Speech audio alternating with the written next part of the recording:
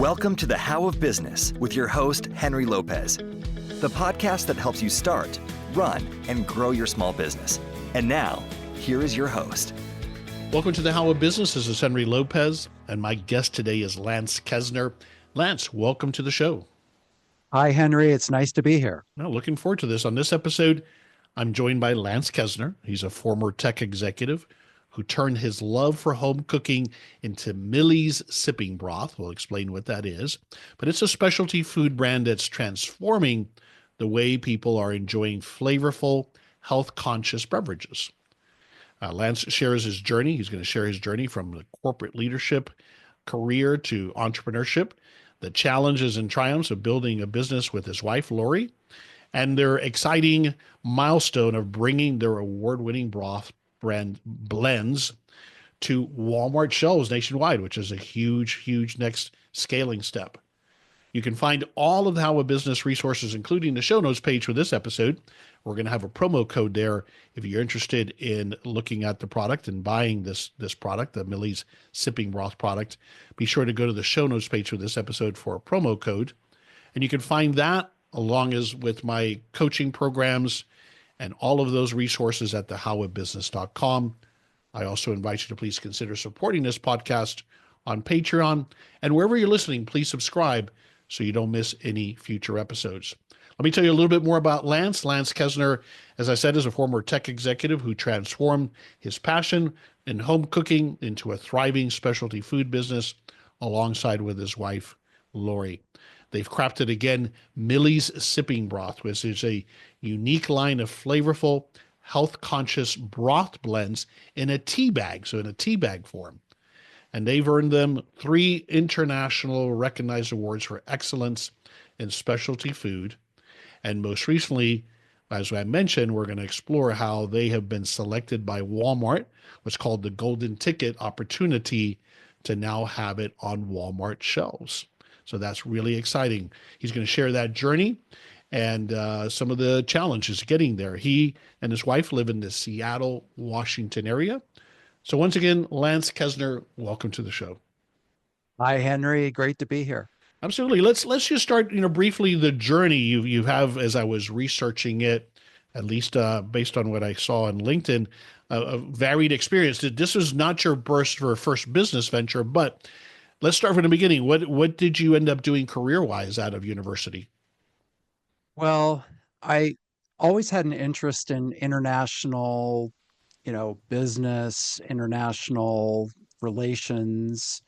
And so my father was in the import business, and he welcomed me in to learn all about that. So right out of college, I started working with him and traveling and spending a lot of time in China, doing imports and developing product lines for distribution in the United States. So that's really where I learned everything I can imagine about making a product, building a brand, dealing with customers,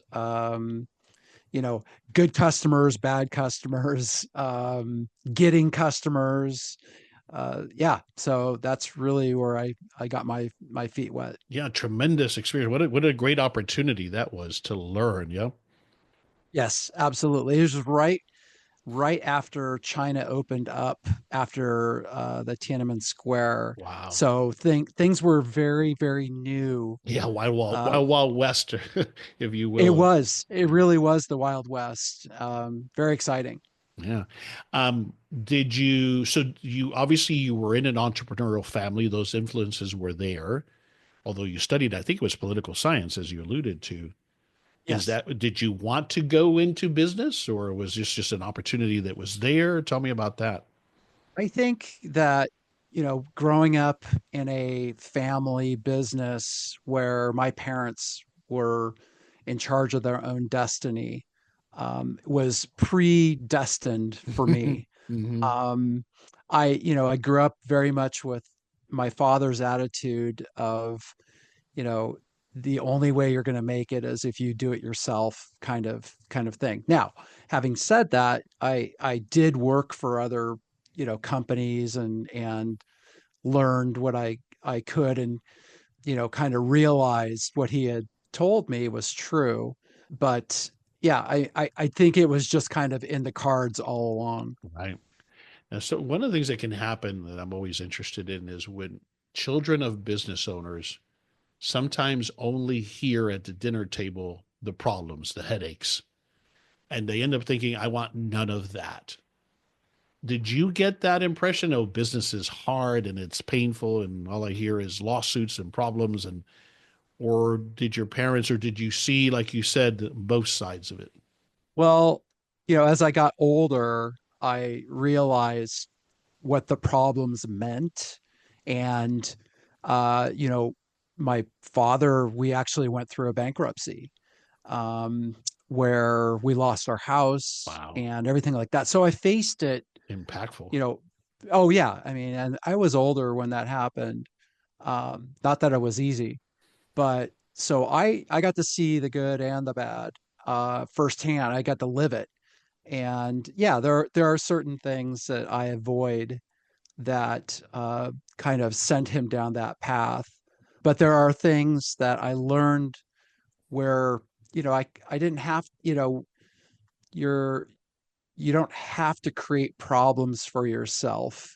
And that's really where I learned those lessons. I think the most important part was that I was eager to learn lessons from the issues that I saw. Yeah. And here's another thing too. I think that I didn't really have a choice in facing these things. They were just there. And I think Mhm. as an entrepreneur down the road, you can't bury your head in the sand. You really do have to face the things. And a lot of times it's not as bad as they seem, but just being able to stand up to them and not be afraid to try and solve problems is probably the biggest thing I learned from that whole experience. Yeah, well said, and a lot of key takeaways there. Thanks for sharing that. And what it did not do, because a lot of times when that happens, oh gosh, no, business is very risky. I'm going to go the safe corporate route. But it doesn't seem like it had that impact on you. You were well aware enough, and I suspect you must have gotten this from your dad as well. It's like, okay, well, here were the mistakes we made. Let's learn from them. The lesson isn't don't try your hand in business, right? That was not the lesson, it seems to me. Right. Yeah, Yeah. absolutely. Yeah. All right. So, what were you doing then when this idea for Millie's broth comes to you? What were you doing at that point in time? Yeah, so I had been in the import business with my father, family business, family dynamics. I decided I need to separate and kind of go out on my own. And I'd always been tech oriented. And so I explored business during the dot-com boom. Mm. Here in Seattle area is very, very vibrant. And so I joined some technology companies early on and became a VP of business development. But in 2009, when the economy kind of collapsed, I lost my job, and my wife and I kind of decided let's really take things into our own hands again. And we had always been passionate about food and what we could do with food. Both of us are, our hobbies are really artsy kinds of things and creating things. Both of us have that in common. And Mm. I had created a garlic product that I just use myself for cooking. Hmm. And that's really where we kind of started by taking this and commercializing it and bringing it to the market. That's really where we got our experience from. With the garlic product. Exactly. Yeah. Mhm. Yeah. So that was a So, product you already had on shelves, or you were selling online, or whatever the case might be. yeah, we started it from zero, and that's where we learned all about the ins and outs of creating a food product, the labeling, the manufacturing, the marketing, what it took to bring on customers, what it took to satisfy them. And we also learned where the limitations were in the market for products like that. I Mhm. think that was probably the biggest thing that we learned, because it helped us kind of understand, what we wanted to do going forward. Was it going to be this garlic product, which, by the way, we won international this a Sophie Award at the Fancy Food Show in New York. We Mm. won Outstanding Product of the Year a year and a half after we created this product, Wow. and we were on the front cover of Specialty Food magazine. We didn't know what hit us. I mean, it was we got the Oscar award for food for these people who just were playing around with something in their kitchen. Wow. So that's kind of how we started What was the in that impact business. of that? Were you then hit by demand that you could not satisfy, or what was, or was We it the opposite? I think, we were hit with all kinds of demand, all kinds of knockoff copycats. We got inquiries that we didn't know where they were coming from, and realized that there were some pretty big companies that were kind of testing Interesting. our capacity, and they realized that we were very small and that there's no way that we'd be able to supply them. And so yeah, it was everything. It was like a fire hose, really, Hmm. all at the same I'm time. assuming some of them testing to see how easily can we kill you if we understand what your limitations are. Yeah. Totally. Oh, Yeah. totally. We ran into that as well. And it really tested our production capacity, our Hmm. production partners, our manufacturing, all of these things that you don't really think of when you first start up. You have Right. to kind of build your experience with each of these things, but we got them all shoved into our face at the same time. Yeah. Amazing. Now, is that a product that you still offer, or what happened to that product? Yeah, we don't offer it anymore, only because of the Millie sipping broth really took Hmm. our focus and really took off in a much bigger way, and we Right. realized that we needed to concentrate on what was really working. And I think I want to understand if it's related to a point you made a moment ago. This product now, Millie Sipping Broth, it seems like it's an alignment where you wanted, which was a product that could reach mass market or larger market, hence Walmart. Were you trying to say that with the garlic product, it was more of a specialty boutique store kind of product, or am I missing something there? Yeah, so the garlic was more of a specialty item. And in the food business, what we found out is it's really easy to start in the specialty area, Of course. because that's where the early adopters are. That's Hmm. where they're a little more forgiving. Hmm. And the products are they're they are specialty. They're not mass market. Right. But we realized that if we were going to make it in the business, that we needed to really go for a bigger category. And yeah, so when the idea for Millie's came along, there was a huge gap that we saw that we could fill, and it really did fit everything we were looking for. Hmm. And then why in the format of a tea bag? And explain that. Explain how what we're talking about here. Yeah. So the idea came from, and by the way, when we were doing this business, it wasn't like we were only focused on that. Both myself and my wife Lori were working consulting I jobs, see. other jobs on the side to help fund our life and our business.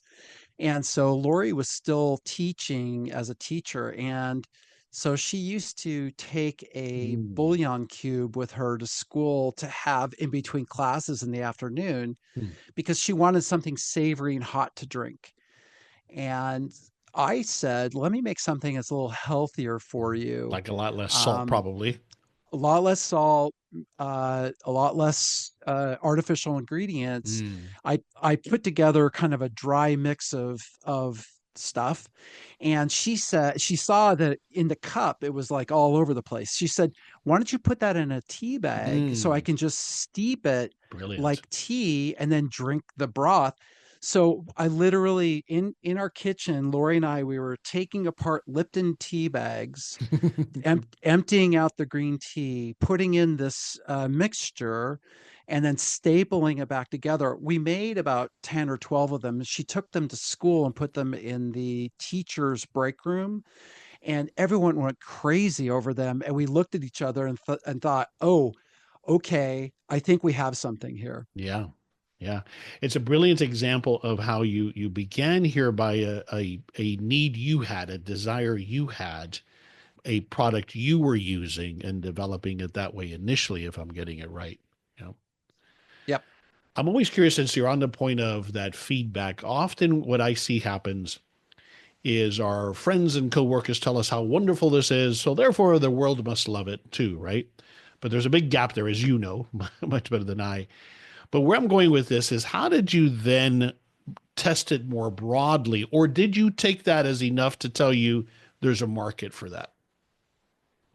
Well, we knew from we knew from the first product that we created that we needed to get exactly what you were saying. We needed to get independent verification of our idea from people that didn't know us.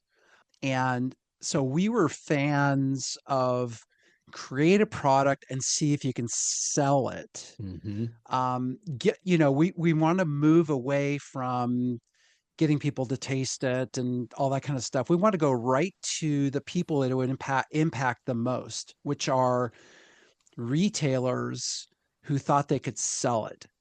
And so we right away went into designing a package, putting it into a format that retailers would buy. And so since we were already going to places where these specialty retailers were going to, or Right. selling, So they're talking um about the different shows where they show up at, and of course you exactly. already had connections with some of them. Right, exactly. So we would go there, put it on the shelf, get people to taste it, and right away they started buying it. And simultaneously, we had a booth at the Pike Place Market in Seattle on the Huge. weekends, Yeah. and so we started selling it there also. Again, people we didn't know, and yeah, that's where we got the confidence to keep expanding it. That's wonderful. That's wonderful. And then, so that obviously, of course, then refined and drove the packaging and the price point is what are people willing to pay for this? What did you initially kind of compare it to say, well, I mean, we think it's in this ballpark or we're going to package is similar? Was it still the tea as a comparison, or what did you compare it to, if anything? Yeah, that's a great question. Since we knew that we were kind of crushing two categories together, like we've got the tea category and the soup category, we literally could do whatever we wanted, but it still needed to be within reason.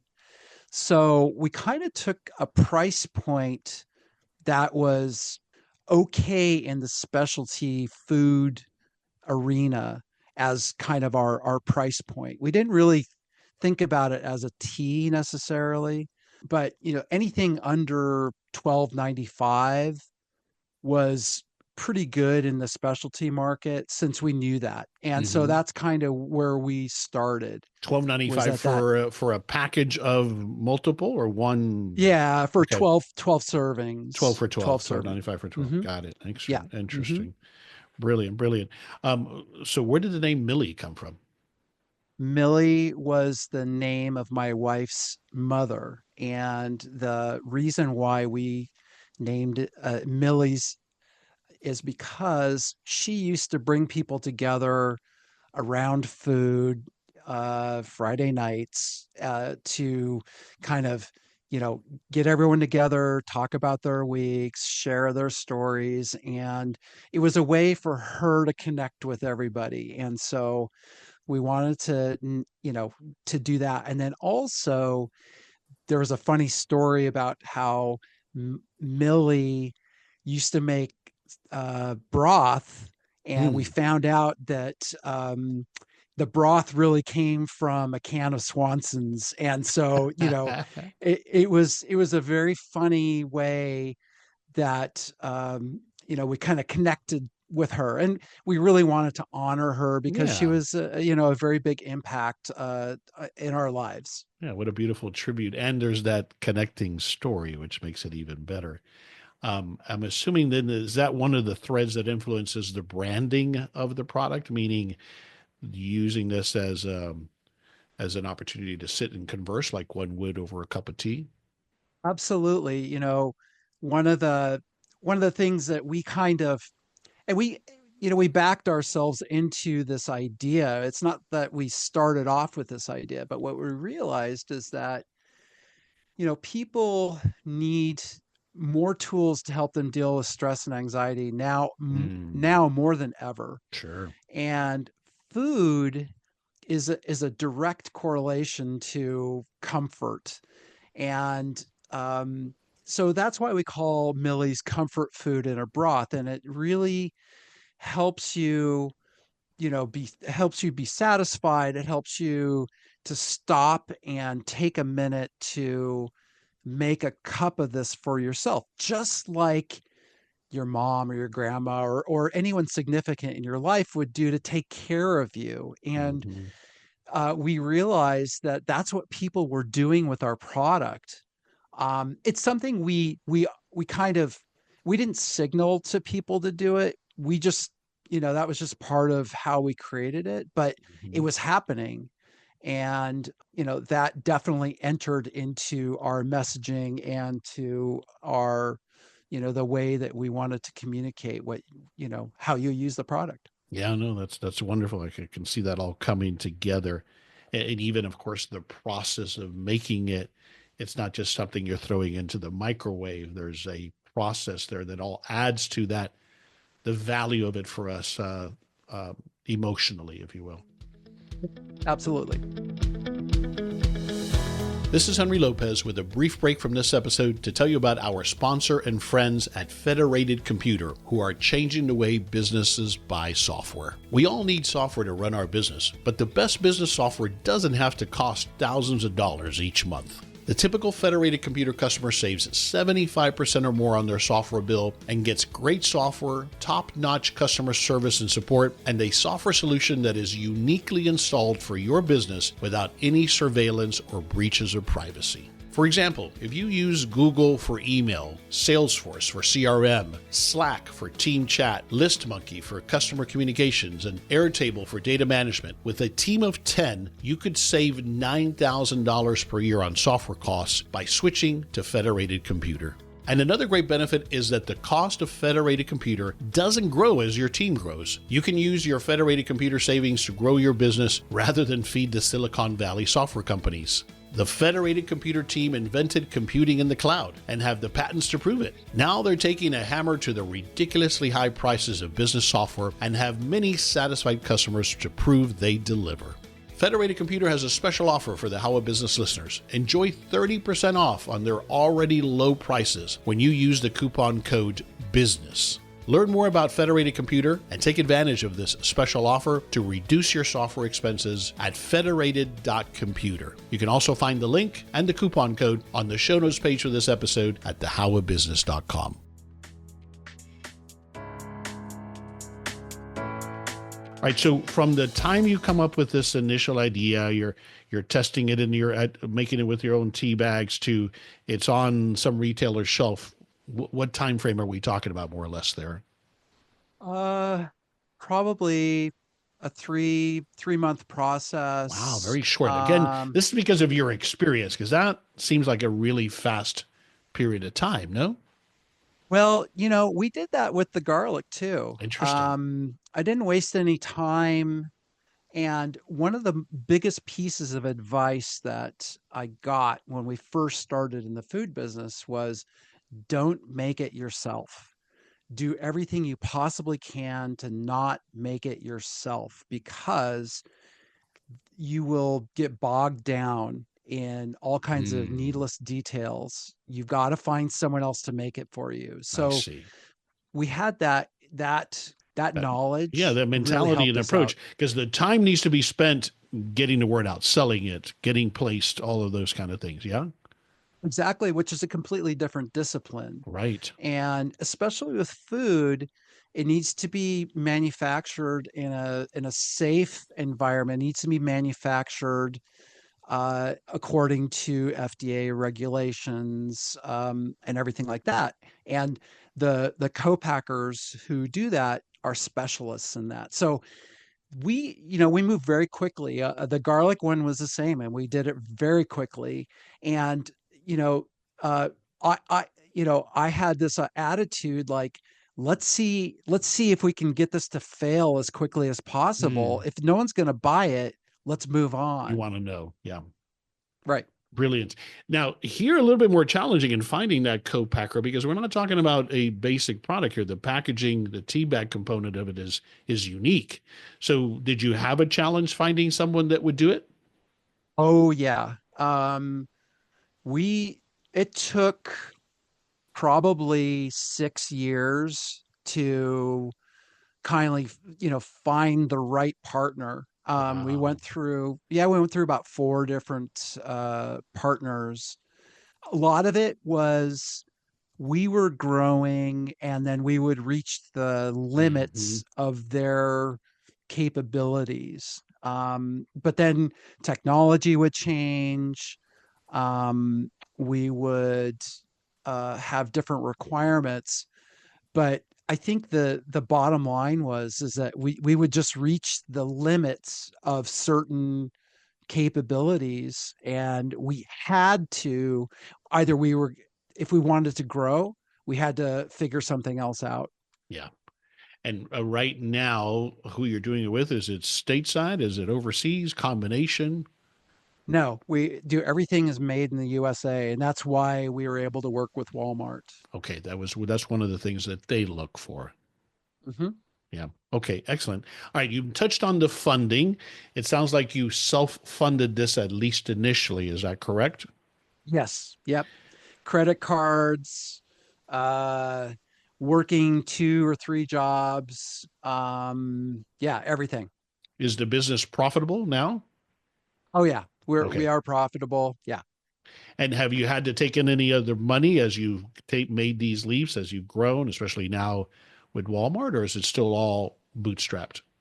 We partnered with a company a couple of years ago that allowed us to bring on capital sales operations in order to grow to scale it at a rapid pace. Hmm. And so we were very lucky that we attracted an organization that understood our vision and has helped us expand that, and especially during COVID when we kind of went viral uh, with you know, the whole thing. I mean, it just kind of hit an inflection point that really gave us and our partner confidence in where this could go. Hmm. And the structure that you have now, this money we're talking to about, it's all lending structures, no equity that you had to give up at this point. No, it's a pure partnership.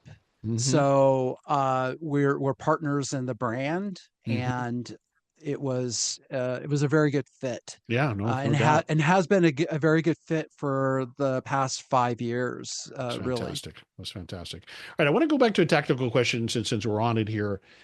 Specifically, what is the advice you give to someone who is developing a product for the first time, a food product? Let's stay with that, and they have that big challenge of trying to get into that first retailer.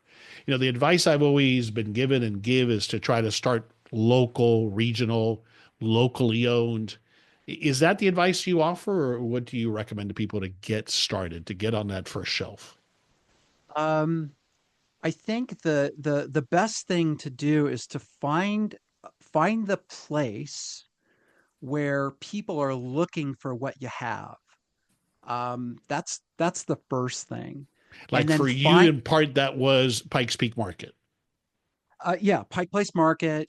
Pike They're Place, looking yes. for yeah, they're working looking for locally made products that are, that fit into the theme, right? So Mm-hmm. we were Mm-hmm. making garlic and at the market they're selling produce Mm-hmm. and all these things, right? So it fit.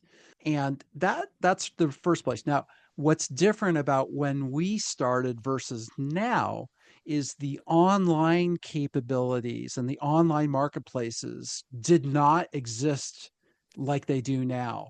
And Right. so there are, a lot of different things going on now that make it a little bit different. Right. Okay.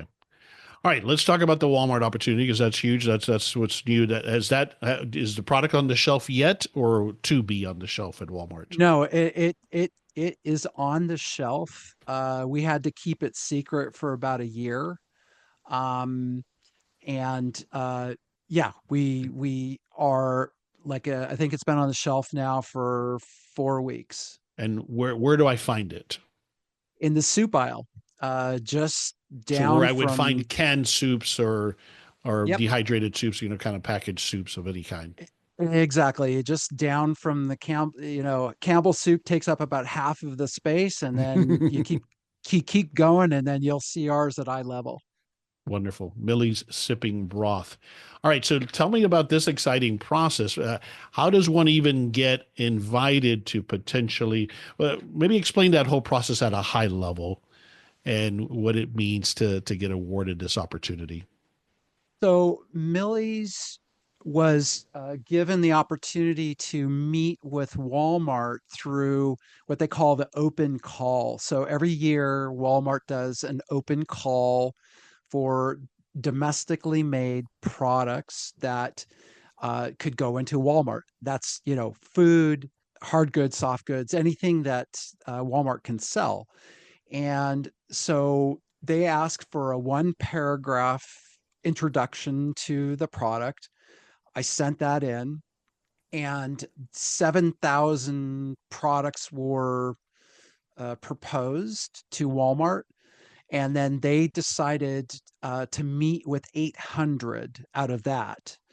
And what they did was they split up the 800 and brought 400 of them to the Walmart campus in person, and then the other 400 online to do virtual meetings.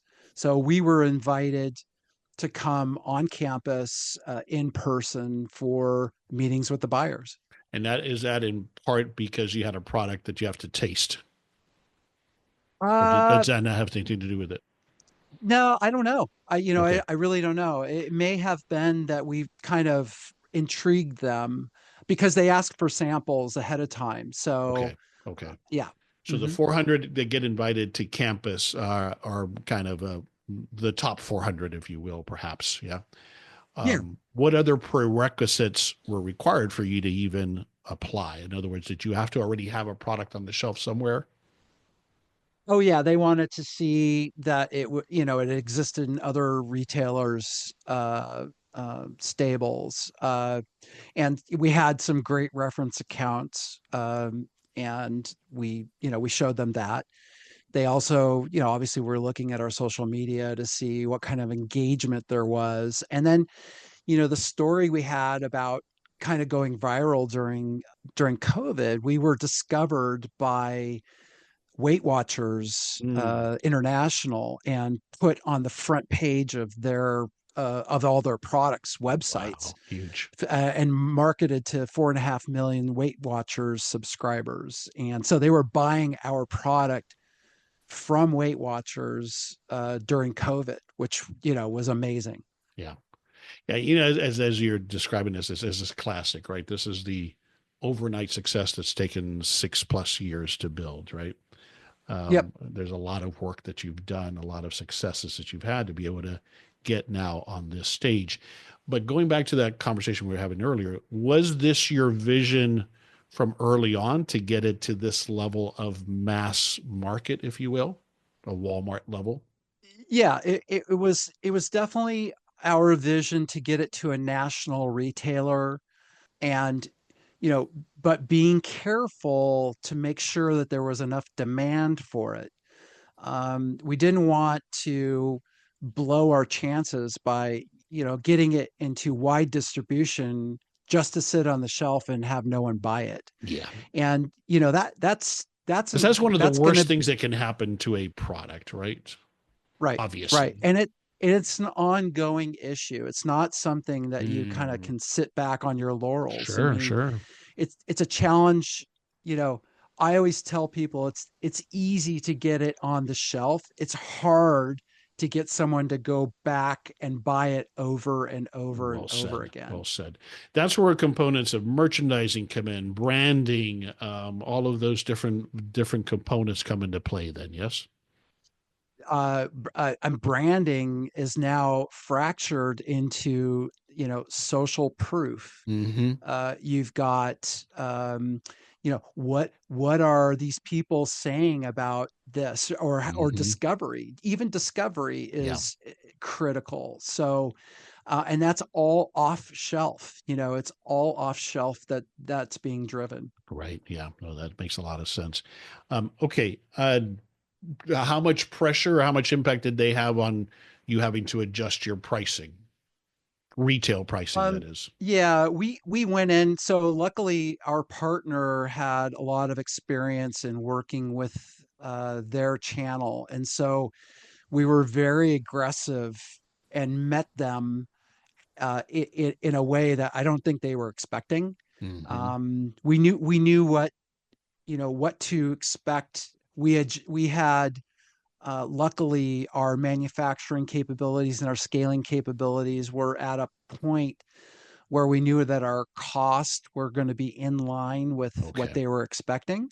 And I think that's also a reason why they put us in so many stores right up front. Yeah. Yeah. So this partner that you're alluding to is the same partner as the funding partner. They Yes, provide this type of correct. consulting as well.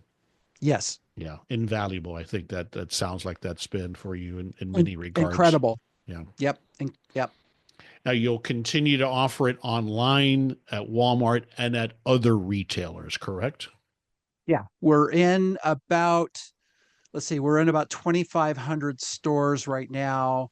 And then the uh, by January, we'll be in about 3,000 locations. Okay. All right. So I asked you specifically about, some advice on getting into a store, but let's take a step back. When people come to you, which I'm sure they do all the time now, I've got an idea for a food product. Where do you tell them to start? I think it's just like any other product, which is, why do people need it? Um, that's the most critical thing. I always laugh at I don't laugh. I mean, I look at some people's ideas, especially in food, where they're going to create another barbecue sauce. Okay, like, why does someone need your barbecue sauce over the millions of other ones that are out there? What problem is it solving? And I think that's kind of lacking in the food business, where it's you're solving a problem.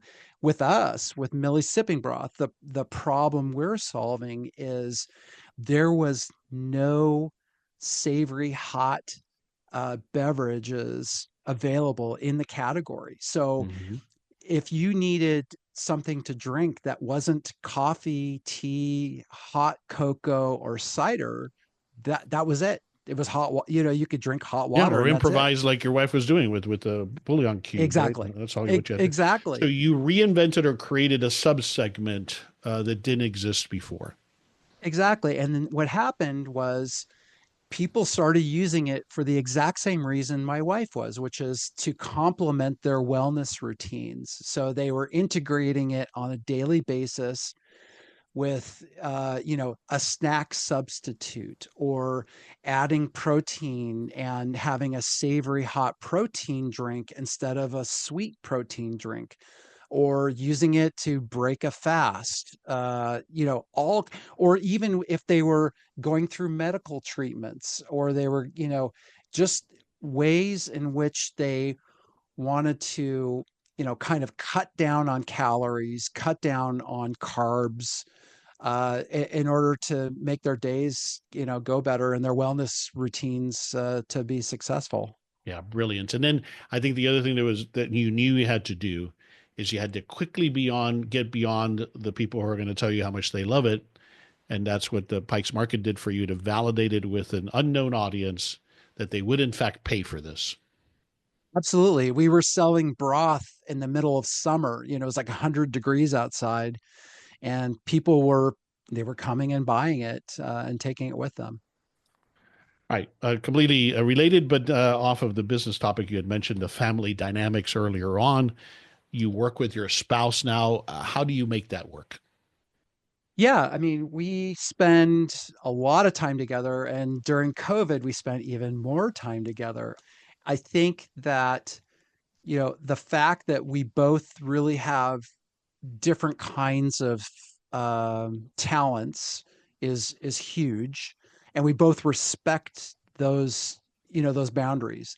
That makes a big difference, because I saw my parents used to work together, and I witnessed good times and bad times when that was going on. So again, I learned a lot of ways to kind of make that work. There are challenges, and we both kind of know when to back off, which is good. I mean, and we've been doing this now for over 10 years, so something's working well. Yeah. I'm hearing, I think, also delineation of roles. Is that part of it? Huge, yeah, really important. And I think, but we also know when the other person needs to be called out on an assumption, and just double checked, and not be afraid to do that, Yeah. and which my wife does all the time. I can imagine. Well, great. That's fantastic. That's wonderful when it does work out. All right, we'll start to wrap it up. I know we're going to have a code, a coupon code or a discount code. You tell me what you call it, so that if somebody wants to try this, they can go to the website. So tell me about that. Yeah, so when you use the coupon code, you will get 20% off of your order.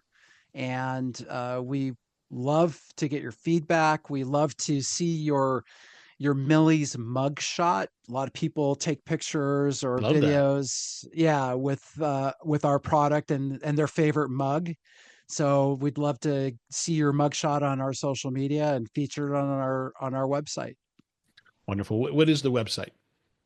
It is millie'ssippingbroth.com. And Millie's is Millie, correct? Correct. And if you can't remember how to spell Millie's, all you have to do is go to sippingbroth.com, and it'll Mm, get you the same place. it'll redirect. Wonderful. Yes. Yeah. Excellent. Yeah. So take advantage of that. I'll have the coupon code. It'll be created by the time this episode goes live. So when you're listening to it, it's live, it's available. Just go to the show notes page for this episode at thehowofbusiness.com. Get that coupon code. I'll have a link there as well, so you don't have to remember the website, and go and take advantage of this and try this great product. Obviously, it's at a great price point, so it's not about that. If you don't want to try it online, you're going into Walmart, you know where to look for it. Look for it in the soup section, and look for the brand there and try it. Wonderful product, and certainly worth trying. Okay, I'm always looking for a book recommendation. Is there a book that comes to mind, Lance, that you would recommend to us? Yes, I'm going to tell you about a book my friend Mike Schiller wrote, which is Sales Mastery: Cast Your Way to Success. And it's about unleashing the art of sales through tried and true fishing techniques. And so I've known Mike for a long time, and he's the consummate entrepreneur sales guy. And what he wrote in this, and it's an easy read. It's a really quick, easy read on Amazon. What he put together was how his love of fishing really taught him, Hmm. these ways in which you can sell and not get, kind of bogged down in the the rejection or anything like that. In fishing, you're not always going to catch a fish, right? But if the best ways to coax the fish to jump on your line, you can apply the same principles to sales techniques. That's So wonderful. Love I it. Love the recommend that analogy. book. Yeah. Yeah, I'll, absolutely. I'll have a link to it on the show notes page as well for this episode at thehowofbusiness.com. All right, we'll wrap it up with these last two questions. What's one thing, Lance, you want us to take away from this conversation that we've had? If I'm thinking about it from the perspective of getting a product to market, certainly to the level that you're at, what's one or two key takeaways you'd like us to take from this? Don't waste any time. Don't overthink it. Really focus on the simplest application of your product and get it out there. Get it in front of people who might buy it.